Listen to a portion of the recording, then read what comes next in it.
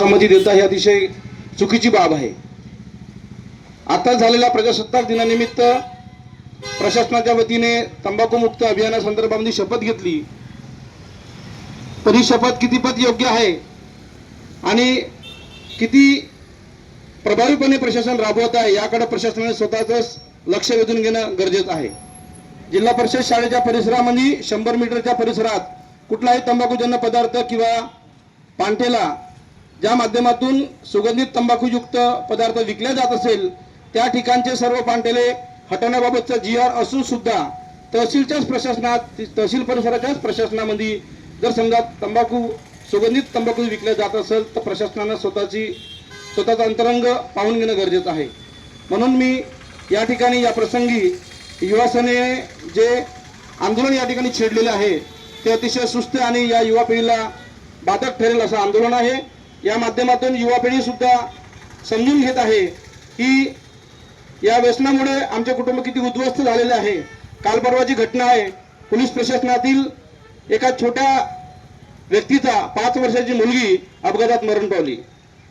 आता मला सांगा, प्रशासनात कार्य करणाऱ्या कर्मचाऱ्यांचे समजा मुलं आणि ते स्वतः सुरक्षित नसेल तर हे अवैध प्रवासी वाहतूक थांबवेल कोण? याच्यावरही या प्रशासनानं स्वतःचं लक्ष वेधून घेणं गरजेचं आहे। अशी एक ना एक अशा शेकडो समस्या या उपविभागात उभ्या होताना आपल्याला दिसत आहे। या ठिकाणचं संपूर्ण प्रशासन, महसूल प्रशासनापासून तर कोणतंही प्रशासन असो, या प्रशासनाने दुर्लक्ष करत आहे, हे अतिशय चूक आहे, अतिशय दुःखाची बाब आहे। 5 वर्षाची मुलगी अपघातात या विभागाच्या एका प्रमुख कर्त्याची मुलगी मरण पावली, किती वेदनादायक घटना आहे। म्हणजे आमचा जर समजा कर्मचारी जर सुरक्षित नसेल तर आम्ही जनतेला सुरक्षित आहे असं आम्ही कोण्या उद्देशाने म्हणू शकतो? याकडे प्रशासनाने लक्ष देणं गरजेचं आहे। या वणी शहरातील पंचशील नगरातील सुगंधित तंबाखू तस्करी प्रकरणातील जो मुख्य आरोपी आहे तो कोणी असो, या आरोपीला तात्काळ अटक करून त्यांच्यावर गुन्हा नोंद केला पाहिजे आणि या परिसरातील जे सुगंधित तंबाखू आहे हा तंबाखू इथून हद्दपार करून या युवकांना जीवनदान दिलं पाहिजे। एवढंच मी या प्रसंगी बोलतो आणि मी लढा संघटनेच्या वतीने या आंदोलनाला जाहीर पाठिंबा घोषित करतो। धन्यवाद। आपण सर्वांनी ऐकलं असेल, यूपी, बिहार, मध्य प्रदेश या ठिकाणी मोठ्या प्रमाणात हे गुन्हे घडतात।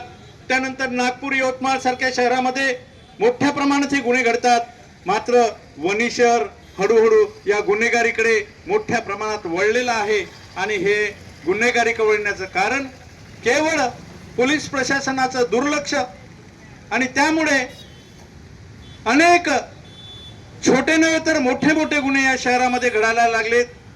खुनासारखे गुन्हे, हाणामारीचे रोज पत्त्याला पडलेली आहे। नशेनी लीड झालेली पिढी गल्लोबुडी आपण फिरताना पाहतो आहे। कॉलेज, शाळा आणि या परिसरामध्ये हुडदंग घालणारी जे तरुण युवक आहेत, जे स्टायलिस्ट आहेत, त्यांचाही हुडदंग अनेकांचे जीव घेऊन गेलेले आहेत। आणि अशा वेळी या मुजोर झालेल्या, व्यसनाधीन झालेल्या पिढीला, व्यसनाधीन झालेल्या तरुणांना, युवकांना रोखण्याचं काम, त्यांना वठणीवर आणण्याचं काम पोलीस प्रशासनाचं आहे। मात्र त्याला खतपाणी घालण्याच्या दृष्टीने जे नशेली पदार्थ आहेत हे सगळे या शहरामध्ये गोळ्या बिस्कुट सारखी मिळायला लागली आहे। जणी काही 26 जानेवारीच्या कार्यक्रमामध्ये गोळ्या बिस्किट आपण विद्यार्थ्यांना वाटतो त्या पद्धतीने हे नशेले चॉकलेट